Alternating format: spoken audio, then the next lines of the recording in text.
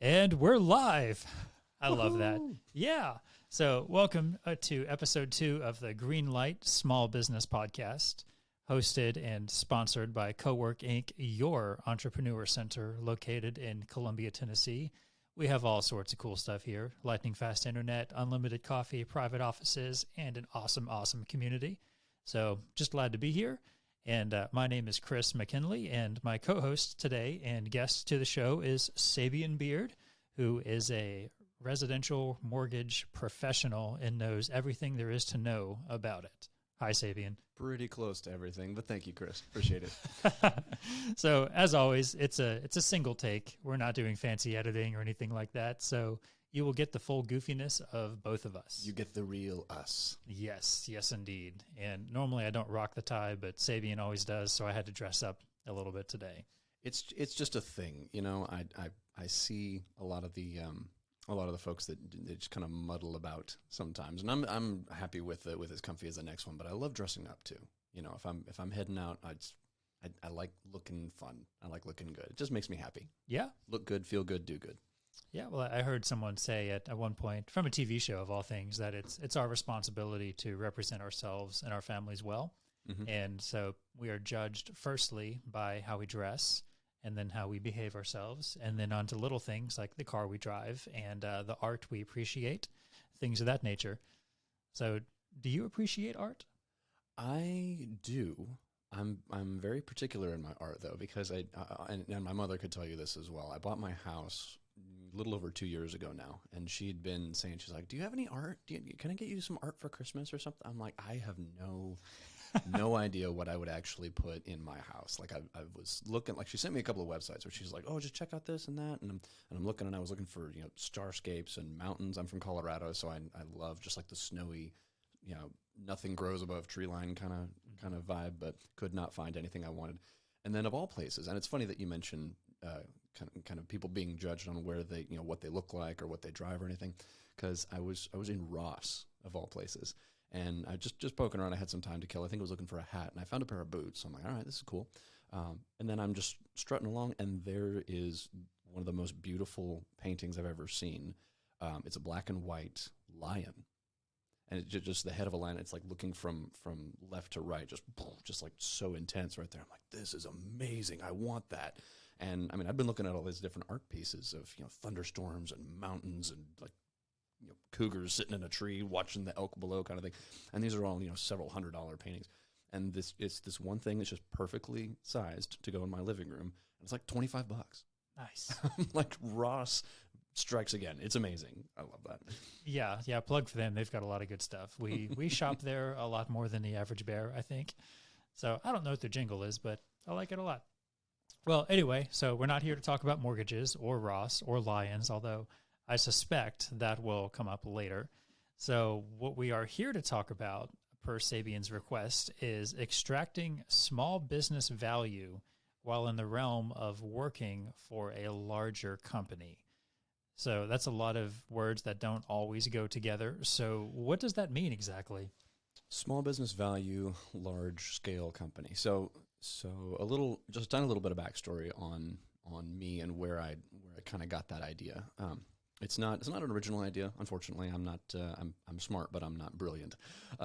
The places I've been and the companies I've worked for have all taught me a lot over the years. And where I'm at now is just legendary, just leaps and bounds over the last few years in business awareness, I suppose. Not even just a business knowledge, but almost people always talk about, you know, like an IQ score. It's like, oh, you need IQ. There's also EQ, so emotional intelligence.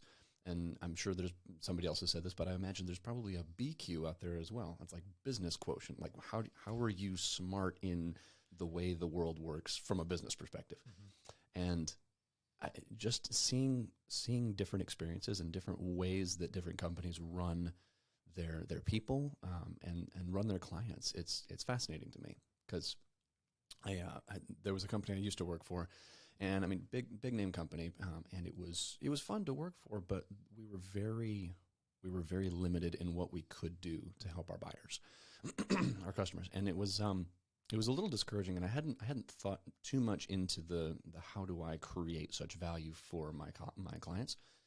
but I felt just constrained. I felt like I'm in a box here. This is the only way you can do things. There's no room for any variance. It's just, oh, this is policy, so follow it. And I know that, without policy, people perish kind of thing. It's, I'm not saying anarchy for business practice, but their particular way of doing that, I just felt I wasn't serving the customers well. And it didn't sit well with me. I'm like, this is me.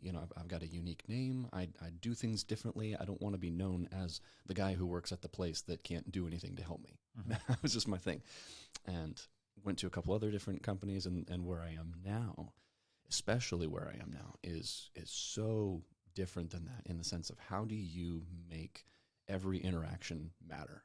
One of the core tenets of the mortgage company I'm at is leave people better for the encounter. Essentially, just for having had a conversation with me, I want you to have benefited from that. If you're taking it in scientific terms, I suppose you could say that every action has an equal opposite reaction, right? Every meeting has either the positive or negative net effect. So how are you leaving people? What is the effect that you have just in general on your coworkers, on your bosses, on your subordinates, and perhaps most importantly, on your customers? How does that work? And the current company just really gives us room to do that well. Gotcha.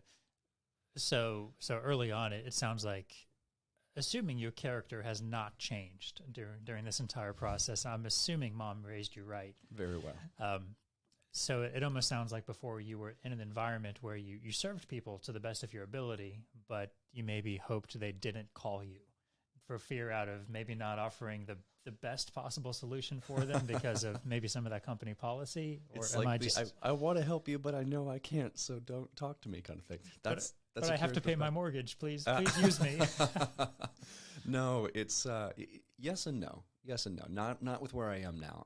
Like I said, the mortgage side, and this is the only mortgage company I've worked for this is my 4th year going into it now. So it's been a great experience, especially, with the way the housing market's been the last number of years. It's very much a drink from a fire hose kind of trial by fire sort of thing.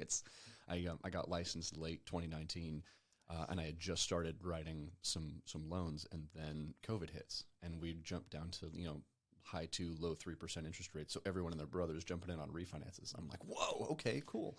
And then that happened all of 2020 and then into 2021. Then the purchase market really took off. So then it's all right now, table the refinances for a minute, just go on purchase. So it's been a ride, but even during all of that time, just being able to look at, okay, even in the craziness of, everyone wants this and everyone wants that. And then, purchase stuff, there's so many time sensitive things that you can't drop at any given point. Even in the midst of all that, how do you still serve well, rather than just kicking your feet up and going, the business is here, it's coming to me on a conveyor belt, basically. How do I go, okay, it's like this now. When it's not, what's going to happen? And I'm really glad that this company showed me kind of how to do that, because this year has been a completely different story. Yep. Absolutely night and day difference. I actually got a call in for a refinance the other day, and it took me about 30 seconds or so to look at my system and go, okay, how do I do this? Like, how do I begin to process this? Because I hadn't touched one for almost a year and a half. It just went completely away. It's been so purchase heavy, but on the topic of being able to deliver that type of service, it's also just has to do with your mentality. Why are you doing what you're doing?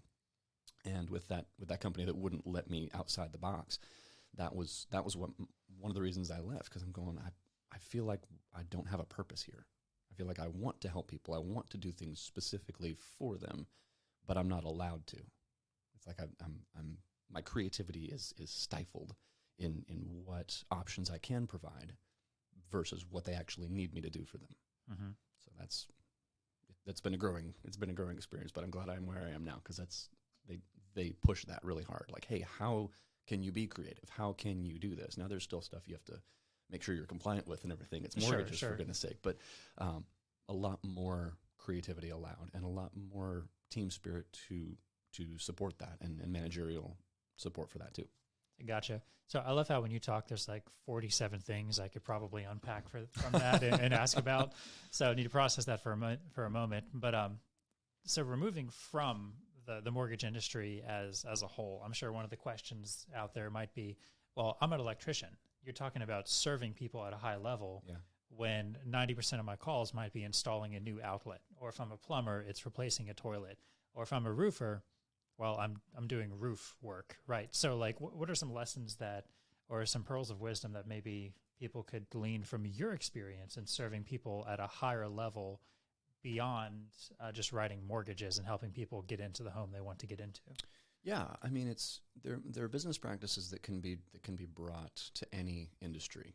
Really, I think people will pigeonhole themselves into well, I can only do this because I only do that. I can only be so helpful because I only do this one thing. Even in the mortgage space, there's been a lot of thought of, okay, well, I only do this element of this very small picture of somebody's financial complete DNA, if you will. How can I make this any more valuable or helpful or anything? And the answer to that is just find a need that you can meet. I would say up to and excluding all that you already do. I say excluding because if you limit yourself based on what you do now, that's all you're ever going to be. You mentioned mom raising me right. So when I started high school, I was homeschooled for most of my time, and then I jumped into a little country public high school. I mean, this like tiny school, y'all, like 59 kids in my graduating class, and that was a huge deal because it was the biggest one in the history. Like everybody knew everybody. It was amazing. But she said, Sabi, you got to play sports. You got to do something other than just show up to school and go home. You play a sport, join business club, you do band, something. And by the end of senior year, I was doing basically everything. So it was fun. But sports in particular, anybody who's played sports or played music or done dance or developed some sort of skill, you can't get to one spot and just stay there. It's basic physics. If everything tends to chaos without intelligently applied energy. Everything will just sink to the level of its surroundings without something pushing it to move forward. So, when you stop learning, you stop growing. And I would say that in business too. When you stop trying to find ways that you can help, you've found yourself at a spot where this is all I can do, and you've made your own box. Yeah. It kind of reminds me of that expression, what is it? You are the average of the 5 or 6 people you surround yourself with. And there have been studies that says your income is plus or minus 10% of that average. So I thought that was interesting. I listened to that this morning. Yeah, I was brushing my teeth, and there was a little nugget of wisdom from the podcast I was listening to. So that was cool. Wow. But it challenged me to think, well, who am I hanging out with? People I want to model myself after, or people that I don't. Why'd you pause when you look at me? No reason. Yeah, but so if you're a small business or you're in business for yourself, or you're hanging out with people who are like-minded and who want to grow and not just establish an equilibrium of meh, or people who are constantly pushing those boundaries in a good and ethical way on the level of service for their book of business. Well, yeah, because I mean, it's a weird balance I've seen, because there's a lot of push right now.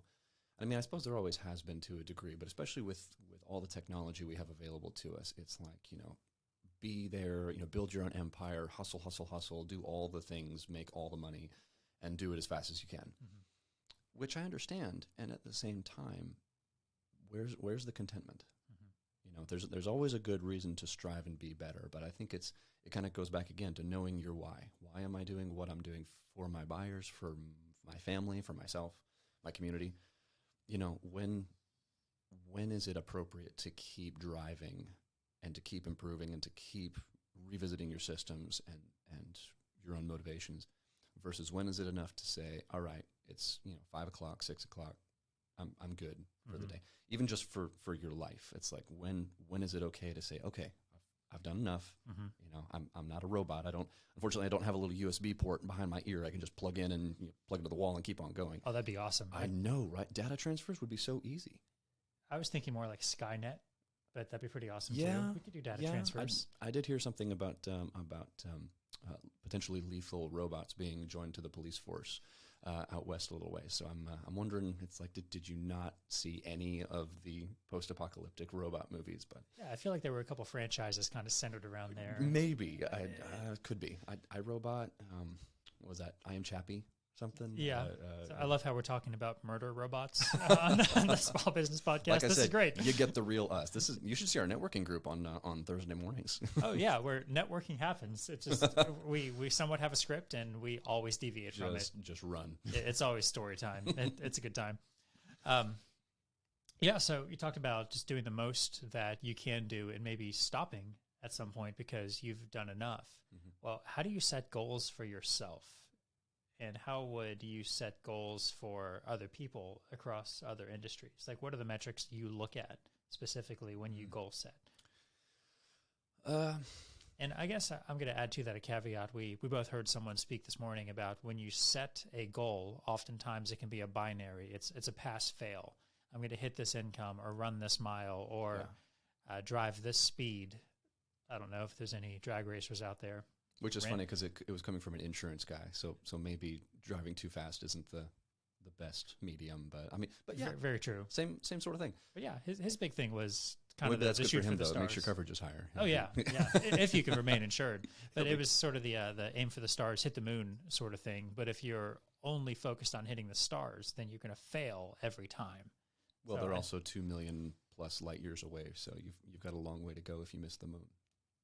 That is true. Yeah. That is very true. Yeah, don't miss the moon. Ask Whatever any astronaut. Do, stay near the moon. Oh Yep. Goodness.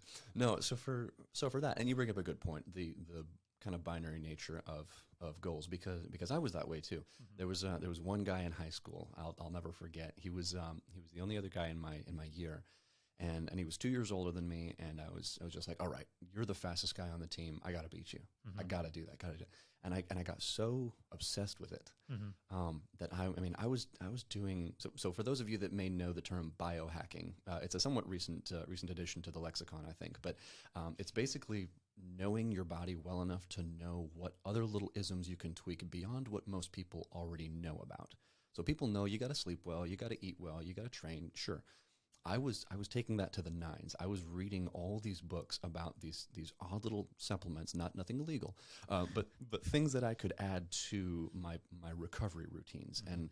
And I was doing ice baths really before most people were like, oh, maybe I should try and check that out.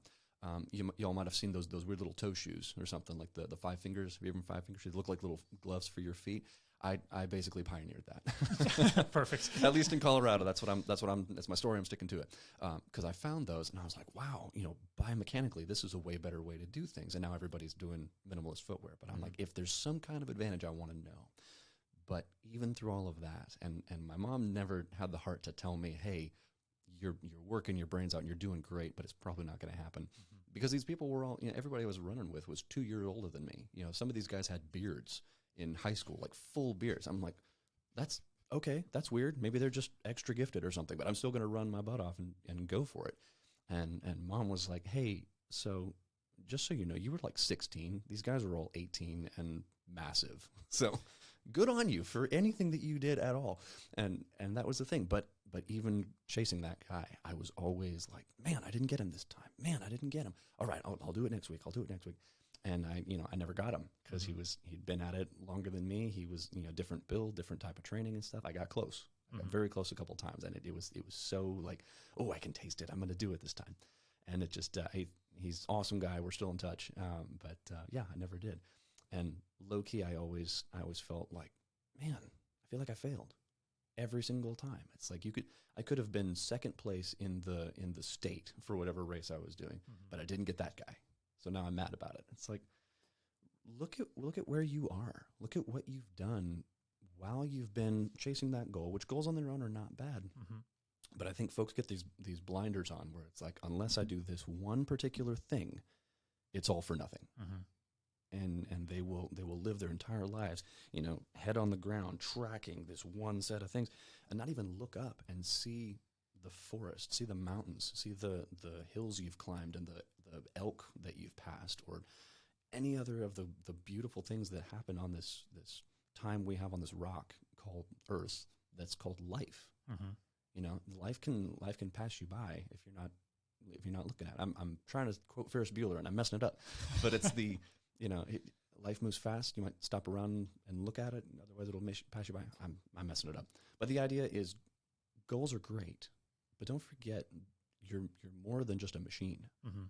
You're a human being. You have feelings and relationships and a soul to worry about. Don't get so focused on one entity of your one aspect of your life that you miss the whole rest of it. What's that thing? Nobody on his deathbed said, I wish I spent more time at the office. Mm-hmm. It's like, keep it in perspective. Yeah. Balance is huge. Well, and I think there's a good point there. You talked about goals more internally.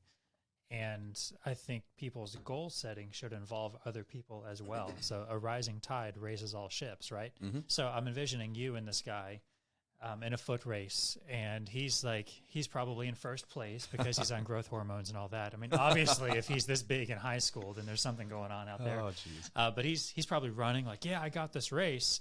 And then he sees Sabian coming up, just like throwing it down behind him. I'm sure he looked back and was like, ah! And then just found that extra 10% just to push.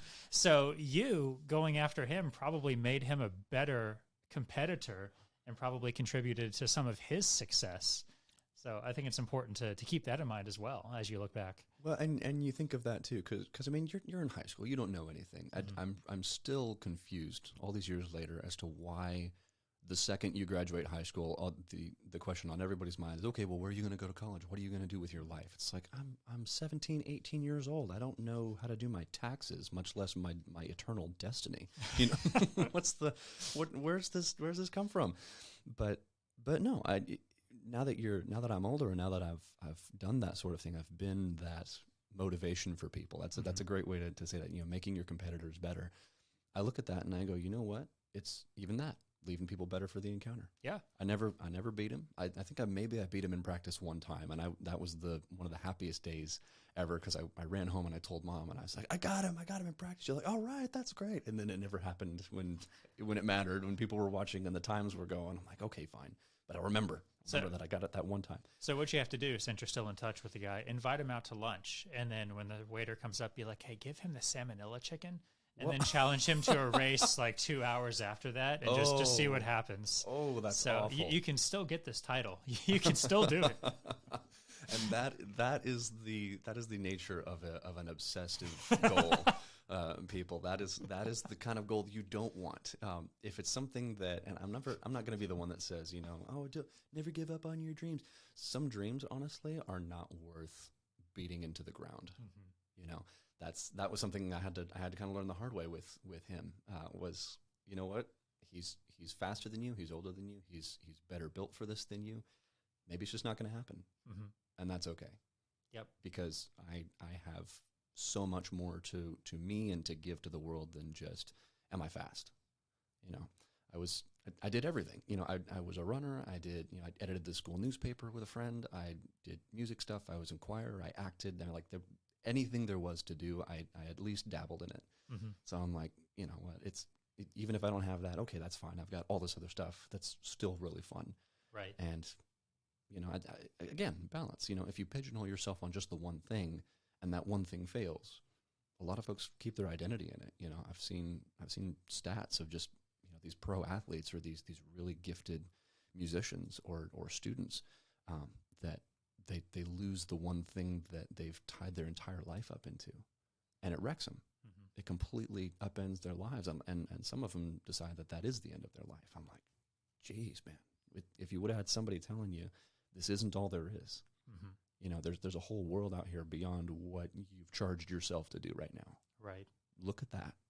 Look at the people that care about you. Look at the support you have beyond the one thing that you think you're good at. I'll let that sink in for a moment. That's deep. So, well, with all that in mind, what is your process now for setting goals in your life or your business? The aim for the stars, maybe hit the moon thing is good. I say, if it doesn't scare you, it's not big enough. I've heard that put before. It's not my own phrase, but I think people, far fewer people overestimate themselves than those that underestimate themselves. That's what I would say. a lot of folks will think, well, I don't know if I can do this one, so I'm just going to aim for this one, and maybe I'll make it. Maybe I will. You might, but if you're aiming, I'll use another running analogy. If you're aiming for the finish line, you don't run to the finish line. You run through it. That was something Mom always said. That is true. Never walk like you're running, and then the finish line's right here, and you just kind of tiptoe to it, and you're like, yay, I touched it. All done. This is great. No, you charge through that thing because you got 4 other guys on your tail trying to get the medal that you're running for. You blast it. Mm-hmm. Your goal is 100 yards behind the finish line. Yeah. Same thing in fighting. If anybody's done any martial arts or what, you try and do a board break, you don't stop at the board. It's like, no, you go through the thing because that's what cracks it. That's what breaks it open. So I would say, whatever goal you think you can do, add another 20, 40, 50%, because odds are you can do that and you're not setting your goal high enough. So how do you set that goal so high but not obsess over it? I stumped him. I feel so good about that. No, I'm like a sage. I try to think deeply about my answers. No, I'm kidding. I'm so full of myself on that line. Just, can we strike that from the? No, I'm kidding. No editing. No editing. No. See, the very thing I was excited about comes to string me up. No, I would put forth that you set them, you work hard, you do everything in your power to get it done, and know that at the end of the day, if it doesn't happen, that you at least did everything you could. Mm-hmm. Because that's kind of a sliding scale, and it's also rigid at the same time. It's an odd little dichotomy, because my best effort is not going to look maybe like somebody else's best effort, mm-hmm. but it's still the best that I can do, and it's still the best that they can do. I keep on cycling back to running, but I'm just going to do it. One of the best training methods that I ever came across was time-based instead of distance-based. Okay. So instead of saying, hey, I want to go out and run 3 miles this morning, when you're just starting out, that's going to be a pretty big challenge. That's going to be something most people can't do. And then eventually you're going to get to a spot where, 3 miles in, half an hour, I'm good, or faster, or whatever it is you end up doing. And then it's old hat. That's a goal that you succeeded at, and now it doesn't challenge you anymore. But then if you say, instead of 3 miles, I'm going to run for 30 minutes, whatever that looks like, however far I can get in that time is my workout. And for some folks, that's going to be a mile. Mm-hmm. For some folks, that might be 6. I used to train with guys that could probably pull that off. There's a triathlete that I'm in touch with now, and he was doing like Thanksgiving runs, and he was running like 6-minute splits for 13 miles on end. I'm like, bro, just go get a scholarship already. You're doing it. You're killing it. But that's the same amount of effort, because you only have half an hour to get as far as you possibly can. You're going to be going. It's going to be a good piece. So I think for that, it's just going to be the discipline to know, to look at yourself in the mirror every morning and say, okay, I'm going to give my best today. And then look at yourself when you brush your teeth at night and go, did I actually do that? Mm-hmm. Did I give my best? Because sometimes your best isn't going to cut it. Yeah. I hate to not be the motivational speaker, but sometimes it's not going to be good enough. You know what, audience? Sometimes you're just not good enough. It's not going to happen. Sorry. But that doesn't mean you don't try. That doesn't mean that you don't look at it and go, I don't know if I can do this. I mean, be honest with yourself. I don't know if I can, but what if I can? Well, I had this weird epiphany a couple days ago, and then I ignored it, but then it came back. So maybe it's a good one. I don't know, but it's probably stupid, like a lot of thoughts up here are. But I wrote out this list of stuff that I wanted to accomplish.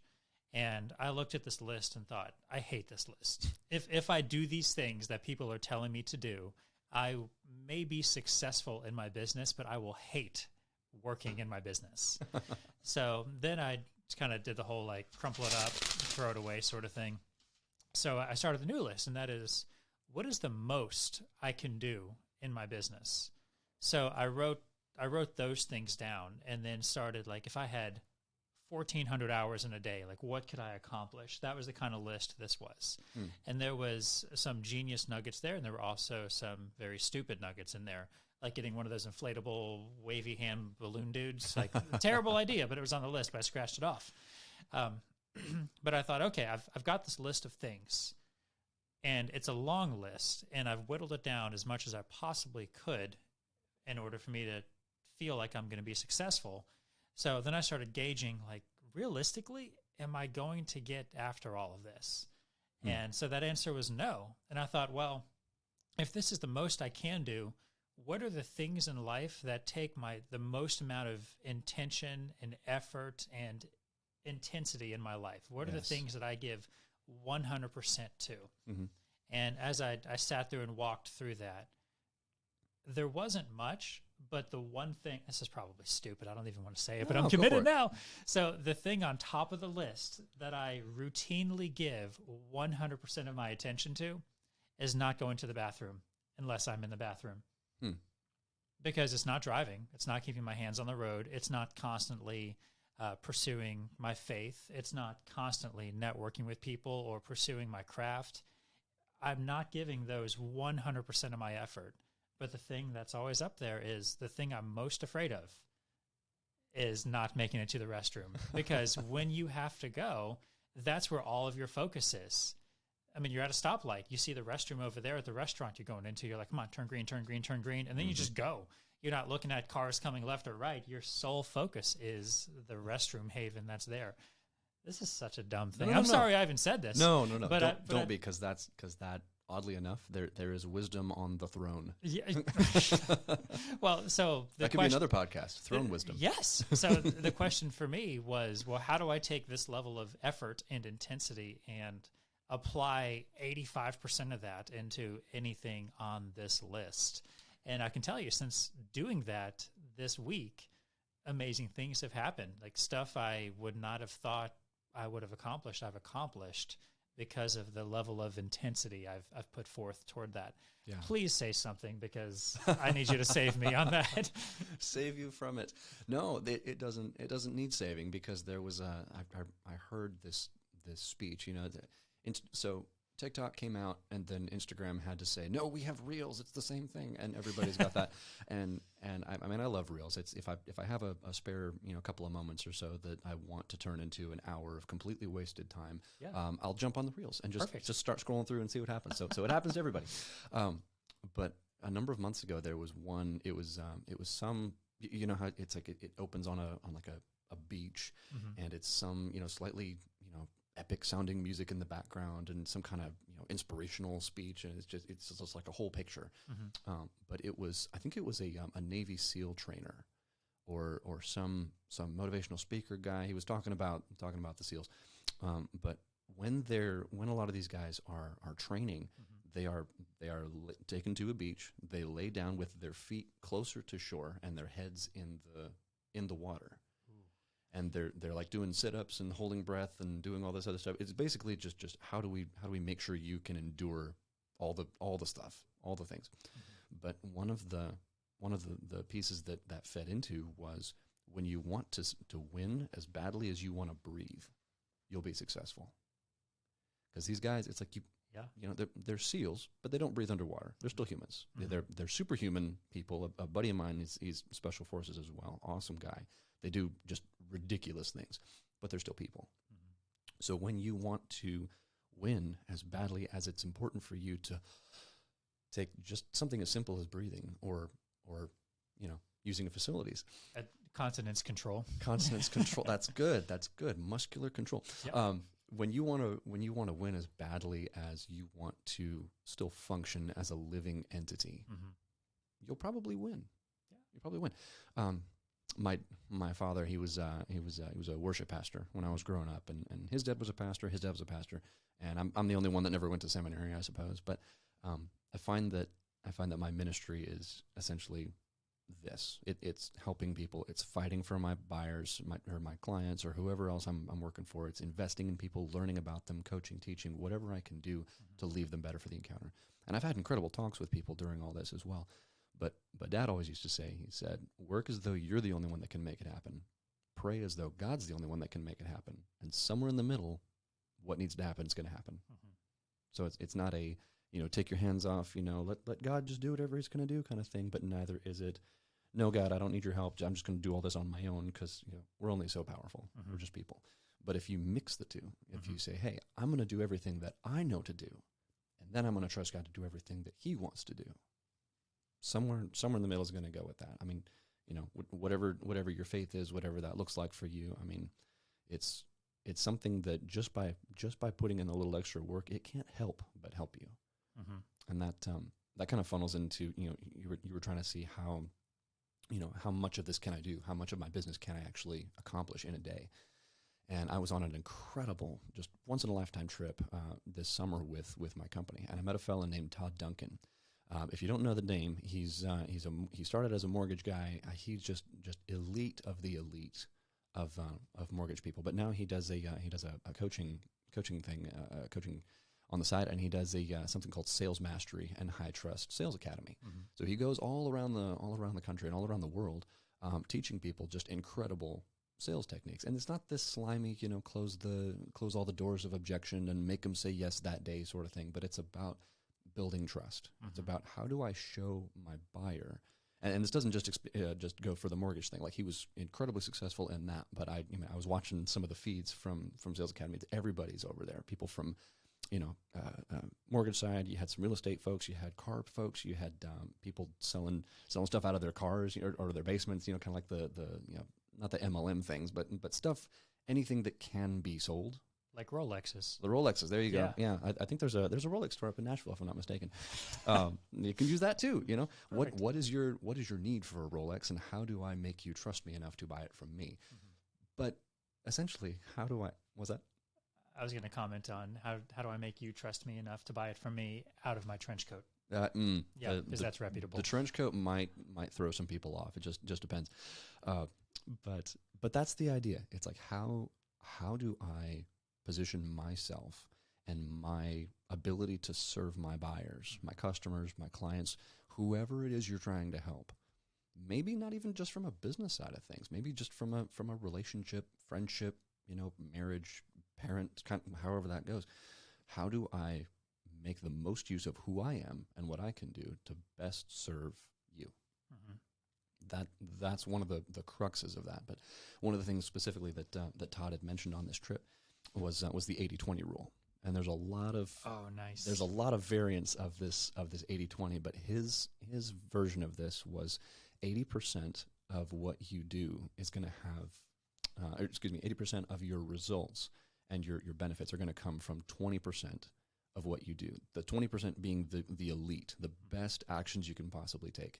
So like for me being a mortgage guy, a lot of that will just be, following up with past customers, not even necessarily going around and finding new people, but hey, I've already done a deal with you. You're great. I'm great. We had a great interaction. You loved everything that me and my team did for you.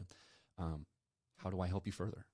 Even just beyond the mortgage process, again, expanding how you serve. Because I got plenty of connections. I got you. I got Matt. I got plenty of other folks just within the networking group, and then other folks that I've run into, where I say, hey, you need this guy, this service.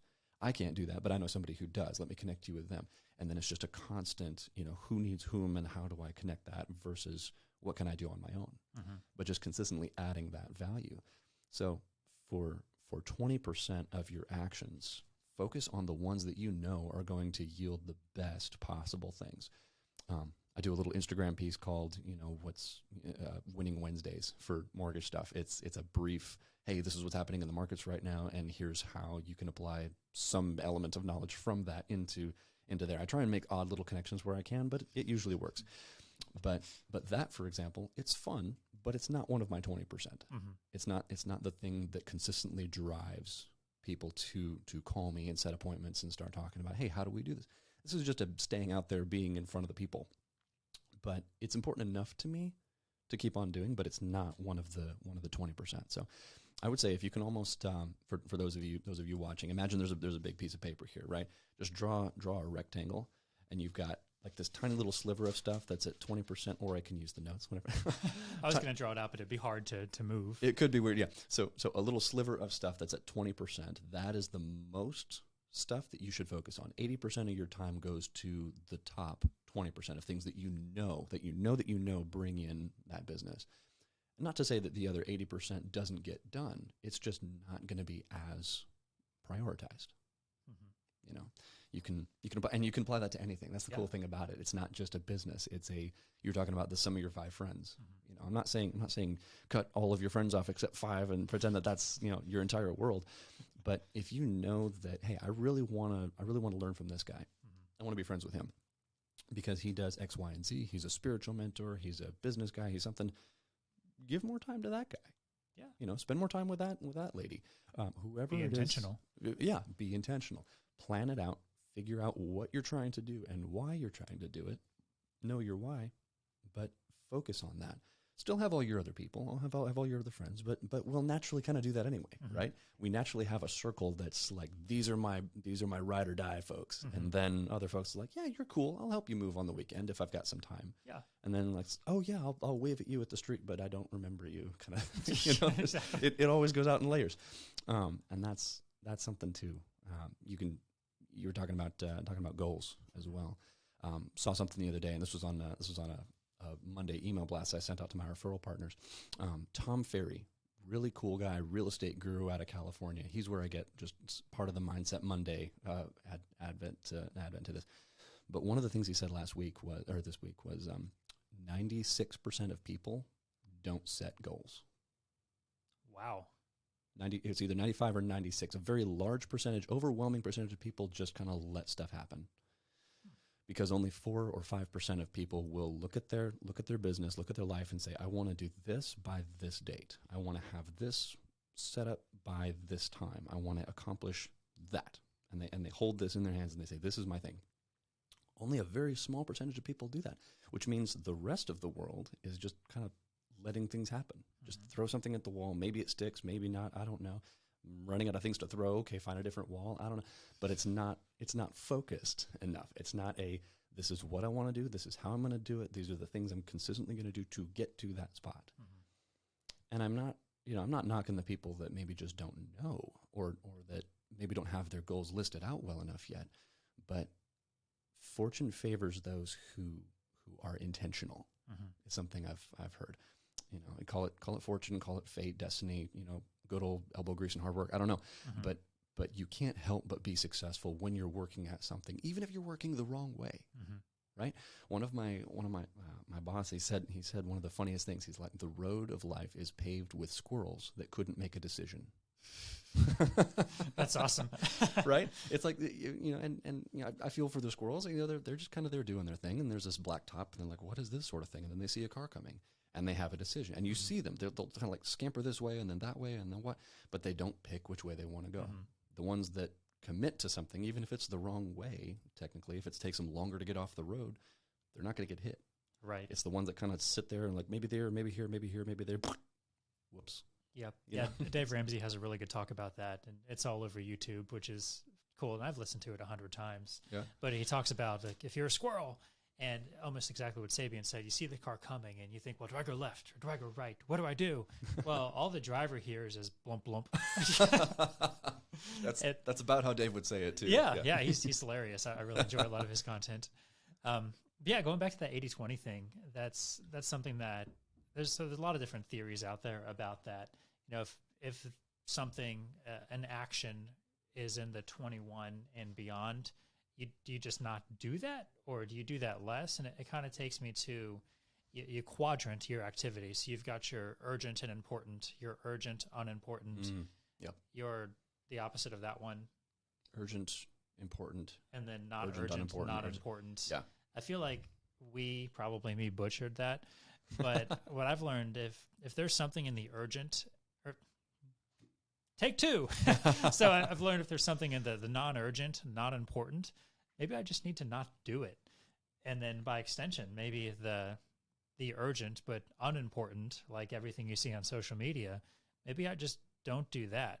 So during my workday, if I focus, if I do the urgent and important things, and then when I'm out of urgent things, do the important things, and I might say the top 40% of that spectrum might be in the important category, then if I'm focusing on those things and cutting out some of the mess, then I'll be successful just by a measure of activity, and success happens when activity happens. I used to have a manager who said, whatever your marketing plan is, just do it. Doesn't matter what it is. if you want to go knock on people's doors and sell your services, or pull up to people in drive-thrus and sell services, sell some of those Rolexes or whatever, or if you want to have this huge social media campaign, whatever it is, just do it. He would tell me it will work. You just have to do it enough. And that's where people lose it. Yep. Just do it. It works for Nike. It works for you. But that's where people lose it. The consistency. Yeah, we're going to owe so much money in royalties after this. I know, right? It's just we'll just do a little TV blurb after that. No, that'd be perfect. But yeah, just go out and do it. And then I'm going to quote Dave Ramsey, but he goes, "Get a freaking plan. Get a freaking plan for your business. Without vision, people perish." Yeah, exactly. That's the thing. That's another. Well, okay, so that is a Ramsey-ism, but it came from the Bible first, people. This is true. This is true. But no, the consistency of it. There's a fellow I know in Colorado, awesome guy. His name's Weldon Long. Heck of a story if you ever want to check him out. But he built himself true rags to riches. I mean, people are like, oh, this is rags. Literally, this guy was a 3-time felon, 3-time loser, just complete dirtbag of a human being. And in prison, he looked at his life. He's like, yeah, this isn't working for me. I don't like that. And he ended up building his list of affirmations and sticking it to his cell block wall with toothpaste. I mean, this guy was as in the hole as you can possibly be. Yeah. And then he's out there in the prison yard doing something, and one of the guards gets in trouble. I think I don't know if he had a heart attack or start choking, something like that. But he jumps in and he saves this guy's life. Mm-hmm. And I mean, at great risk to himself, because it's like you're an inmate. You don't help the guards. Like people are freaking out about that. So you're effectively breaking out of prison to help. I'm assuming he ran out of a cell or something like that. No, like they were all in the prison yard together or something, and he sees this guard drop.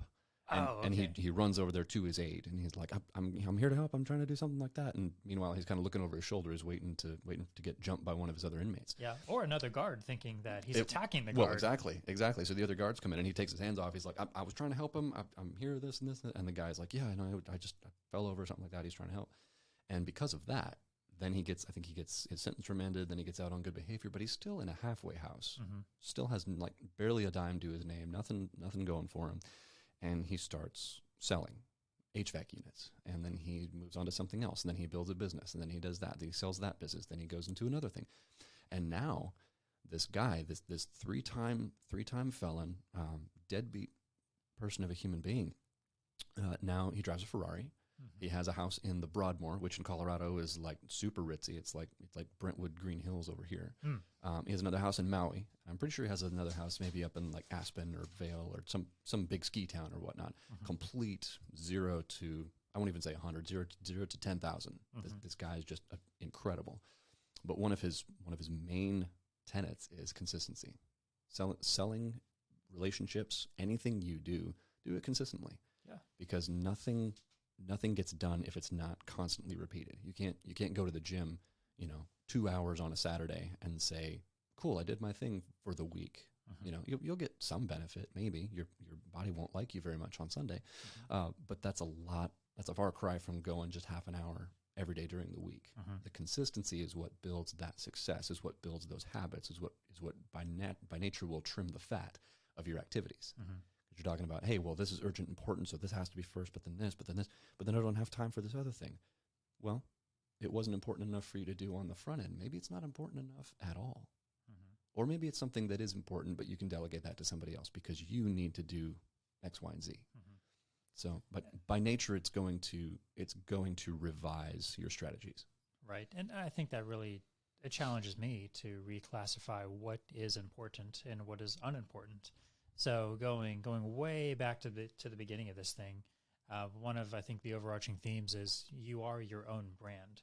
Mm. So whether you're selling mortgages for this company, or if you're an electrician for this company or this company, I really like electricians today. I don't know why that is. I had a good conversation with one the other day. Maybe that's they light up the world. It's important. Wow, that was deep. Roll credits. I mean, that's perfect. And I actually forgot my point, so I appreciate that. I'm so sorry. Yeah. I'm so sorry. Building your own brand. Yes. You are your own brand. And so people want to know who you are. So they can go to Rocket Mortgage and get an instant quote and take out a mortgage from some machine. most likely attempting to take over the world. But there's value in having someone who they know who Sabian is. They know after listening to this podcast, because this will go viral, and 47,000 people will hear it. But they will know that Sabian's kind of goofy, and he talks about murder robots, and he really likes chasing people down, and he talks about fighting and all these other things. But they're going to know him. Like, they're going to know that he runs a faith-based business, and that he takes that into his business. He knows that, or people will know he's consistent, or he strives to be that. Well, because I'm a human being. Yes. That's one of the biggest things that I've seen, even just the last few years. I mean, regardless of whatever your opinions on COVID were, things are different. Yeah. Even after everything has kind of, after all the dust has kind of settled here, it's a different feeling world. And everybody I've talked to knows there's something off. And I think it was partly because we were all alone. You know, we were kind of holed up inside our homes and you know, not knowing what's the next step. You know, what's tomorrow going to look like? How's all this going to go? But since then, I've noticed people are a lot more alone. You know, it's almost like they, not necessarily by choice, but that's just, you know, to bring back a phrase that I'd hoped would have died by now, the new normal. You know, that's kind of how people will see the world, because it's like, oh, but I can just work from home. I can just do everything over Zoom. I don't actually have to be out in society. And I mean, it has its perks. I like working from home when I can too, Sure. but I will never prefer that over going out and meeting people and doing that, because we're communal beings. For however long we've been on Earth, we've all had tribes, we've all had cities and villages and all these reasons for us to connect. Yeah. And it's only just been in the last, I would say maybe the last decade, maybe 20 years or so, where a massive influx of technology has almost robbed us of reasons to connect. You know, I'll see people on dates in restaurants, and it's like they're there in a booth with each other, right? It's like this is where you go to meet your person. Yeah. And they say a couple of words and then just typing away on their phones. I'm like, put those away and talk. This is what people did for thousands of years before this, and now we have these little bricks in our hand that provide value, but they're cold. You can't meet people through pixels. You can't develop a life through taps on a screen. You have to get out there and live. And in terms of, I mean, you mentioned Rocket Mortgage or you know, other lenders or something. Plenty of folks can go and do it fast. You know, we have, especially with the advent of phones, we have kind of a microwave mentality going on right now. I want it yesterday. I want it fast. I want it immediately. And that's cool to certain points. But, you know, like with a mortgage, if I'm working with you on buying a house, I'm putting you 6 figures in debt. You really want that done in 15 minutes? Nope, not at all. Or do you want somebody to take the time and go, Chris, tell me about you. Tell me about your family. Tell me about your goals. What is it you're trying to actually accomplish with this? Because I've run into it before, and get this, people. I'm a lender. I don't get paid unless something closes. I have turned people away before because it's not the right time for them to do what they think they want to do. I had a guy even during the refinance boom. Maybe we would have just been another loan in the pipe, wanting to do a cash out refi to buy a boat. I'm saying, sir, all due respect, that's a terrible idea. Yeah. Don't do it. Your current setup is really good. Your interest rate is fine. Your payments are good. Based on what you've told me you actually want, what's actually important to you, your 80-20, this is not a good move. And I showed him the numbers. I showed him why. He's like, okay, yeah, no, I get that. I'm like, good, thank you. Because it's building the brand of you. Why do they come to you? Why do they, what causes people to gravitate towards you as a business, as a person, as a friend, as a parent, as a advisor, anything? It's not the company you're with. Very rarely have I looked at something and said, hey, I need to do this because I like the company. It's always the person. It's always the relationship I've built with somebody. You know, I could care less who I have my insurance through or who I run my investments through, company-wise. But I will very much look at who is the person I get to deal with. How is their business style? What do they do? How do they think? Right. Do we connect? That's what it used to be about, and that's what I think people still want. They've just been, the mentality has been put forth that it's okay to just let everything be automated. But the world does not automate as easily as I think people wish it were. Elements of it can be. Sure. But it's messing with people's minds because now they're starting to become automated. Mm-hmm. I think it's I'll just order it from DoorDash, or I'll just go on Amazon and all this stuff. Why do you think we have Small Business Saturdays? Mm-hmm. We have Black Friday. Okay, fine, the corporations got their cut. Yeah. But we have that because we still want to have community. We Mm-hmm. still need human interaction. And I think we're just losing that. And so if you can build your brand as a human being, not even just as a company, not, Al's Electrical Service or, any other, just as a business. I mean, if you make a business name, like, a positive household name, that's great. Yeah. Dave Ramsey, for example, you mentioned him, Ramsey Solutions, very few people don't know, at least in this area, who he is and the kind of good that he does. Awesome. Great. The guy himself is really cool. Mm-hmm. You watch his podcast. I've met him a couple of times myself. Really neat guy. He's fun. He has absolutely no filter, and he speaks his mind. And I admire that. Some folks it upsets them, but I love authenticity. Mm-hmm. And you talked about Sabian's kind of a goofy guy. He talks about running and murder robots and whatever else. But that's authentic. Even before we started this, you mentioned, hey, this is just going to be a live, just a one-shot thing. I'm like, great. Mm-hmm. This is fun because I've heard heavily edited podcasts before, and it upsets the flow. Right. And it's like I feel like I'm not getting the full picture of who these people are. Yeah. And I want to know them. I'm listening because I want them.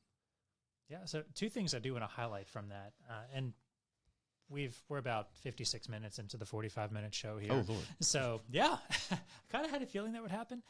But going back to this new normal, technology changes normal, but I think people somewhat remain the same. And I was in a restaurant the other day, and I was watching this.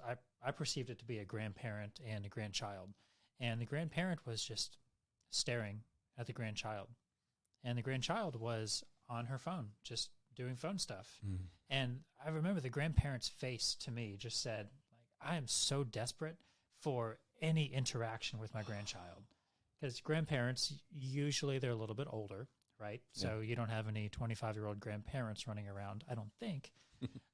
But so there's some wisdom there, and they kind of have an idea of like the before times. Well, before what? Maybe that's before 2000 or before COVID or before whatever. But they so desperately wanted that because I think that grandparent found value in that interaction. And I almost wanted to go over there to the kid and be like, hey, look at your grandparent. Like, talk to this person. This is such a big deal. It might literally be the last time you have this. Yeah.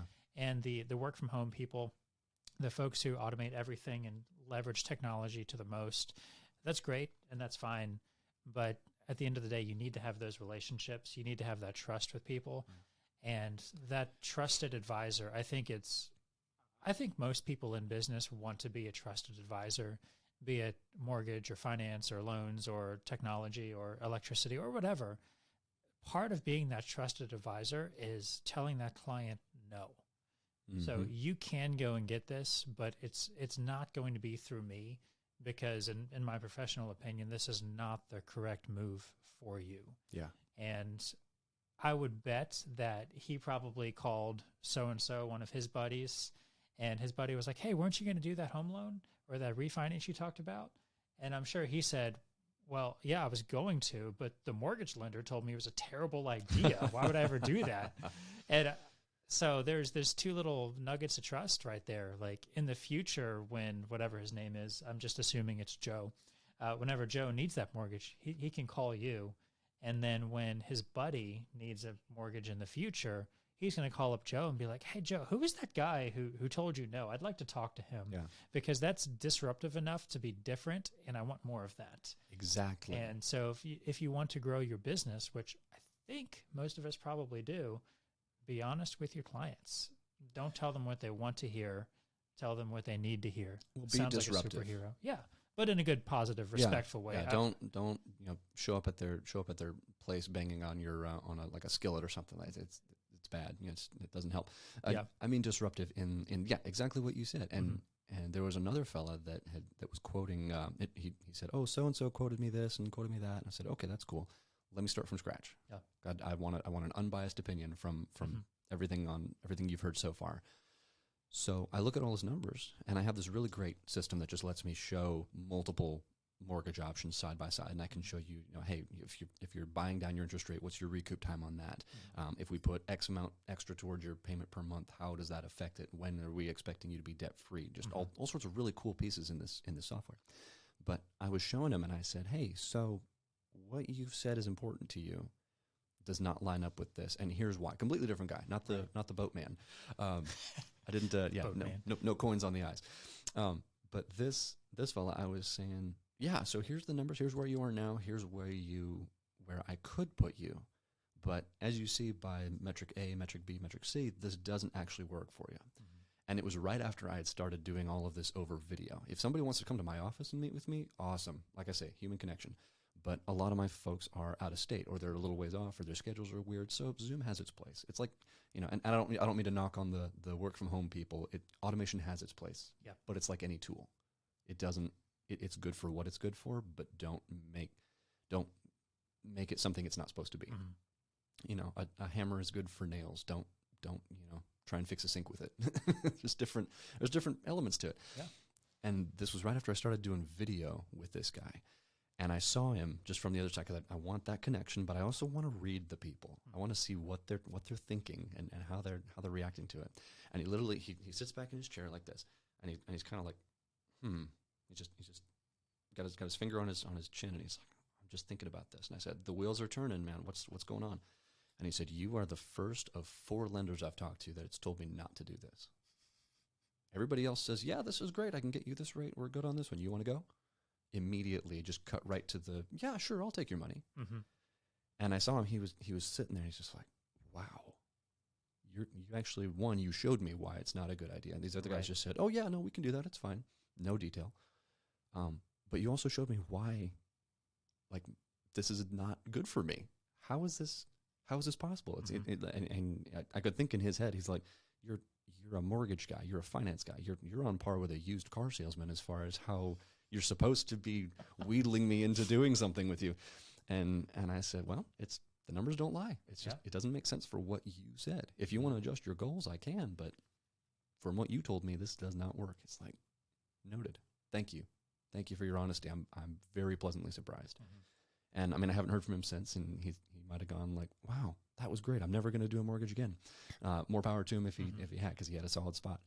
But even that, you're honest.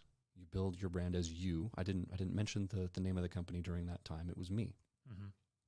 And you do what's best for the buyer. You leave people better for having met you, even if that means you don't do business with them. And I think there's a disruptive concept for you. Even in good times, we're in a little bit of a recession right now. Even in good times, it's like, okay, make the money, do the cash grabs, get as much as you can while the getting's good. And sometimes it's not about that. Sometimes it is the, why am I doing what I'm doing? Well, that's the scarcity mentality of thinking there's a finite amount of business out there for you. And you got to tweak that in your brain, because you should have an abundance mentality.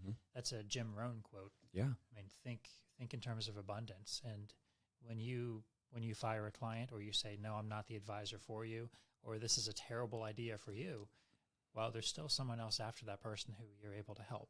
And it might be in a different way. Maybe it's a way that pays you, but especially if you're bringing your faith into your job, into what you're called to do, like Sabian does, then I believe that will be honored by just doing the right thing. That sounds very cliche, and like you're going to hear it on a cartoon or something for 4-year-olds, but just do the right thing and your business will grow. Truth is true no matter where you hear it. Yep. Cool. Well, in closing, 45-minute podcast, we're 64 minutes into it. I love it. So how do people reach you, and whatever else you want to share? Oh man.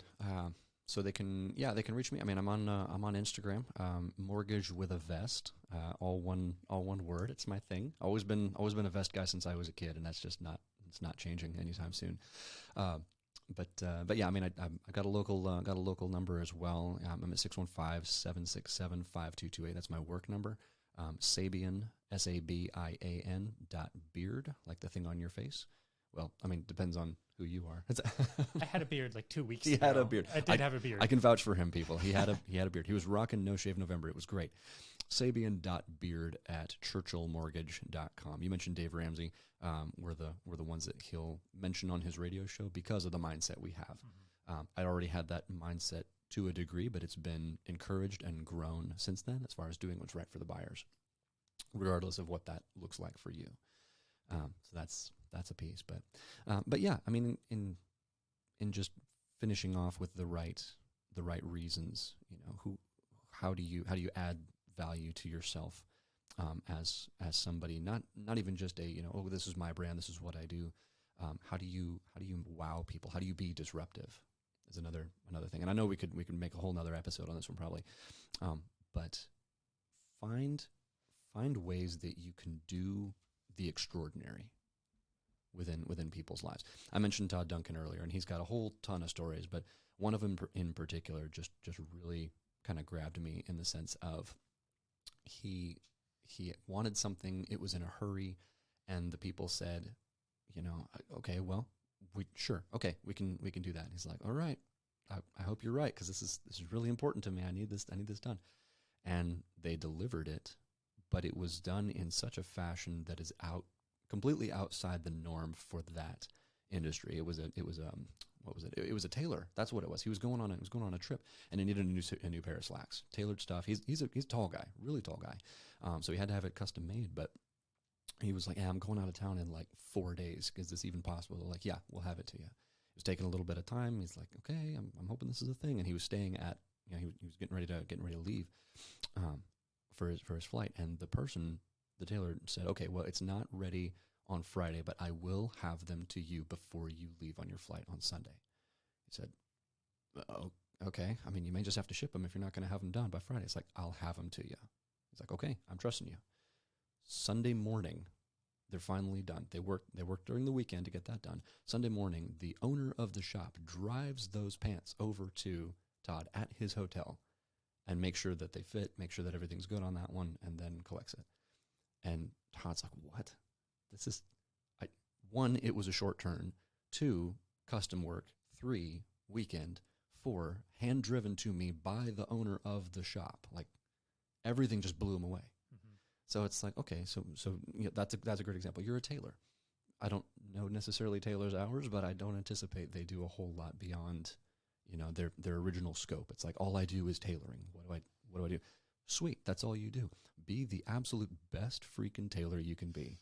Be the best electrician. Be the best mortgage guy. Be the best insurance person. Whatever it is you're looking to do, find ways to just blow people away with experience, and they'll remember. Not the company. They'll remember you, because you were the guy that worked on the weekend. You were the guy that drove these things over to this guy that needed them going out of town on a Sunday morning. You were the guy that, in my sense, prays with people about making offers on houses. Yeah. One family was coming up from Alabama, and they were just having an absolute rough go of it. And offer after offer after offer. And we're like, all right, I'm almost starting to lose motivation here. I can't imagine what they're feeling. And I'm going, guys, God knows what he's doing. It's going to be fine. We're going to get you the right one. And we just kept the faith, kept it moving, kept it going, prayed for him. And then we finally get it. And they were so happy in hindsight, because that was the absolute best house they'd ever seen. All of the things that they thought they wanted before were not even close to what ought to have happened, which was what was. So even from a business perspective, if it's not happening, make sure it's not a lack of work, but maybe it's something to let go. And as time goes on and you 80-20 your life, you might find very well that was something that needed to be trimmed. Okay, we have to stop because we're getting into 2 more episodes here. So thanks for coming out, Sabian Beard, Chris, with Churchill Mortgage. I've greatly enjoyed this, so Absolutely. I'll shake your hand. Do it. Good firm handshake. Do it. And powering off, I don't know how to. Stop. There it is. See ya. See you guys.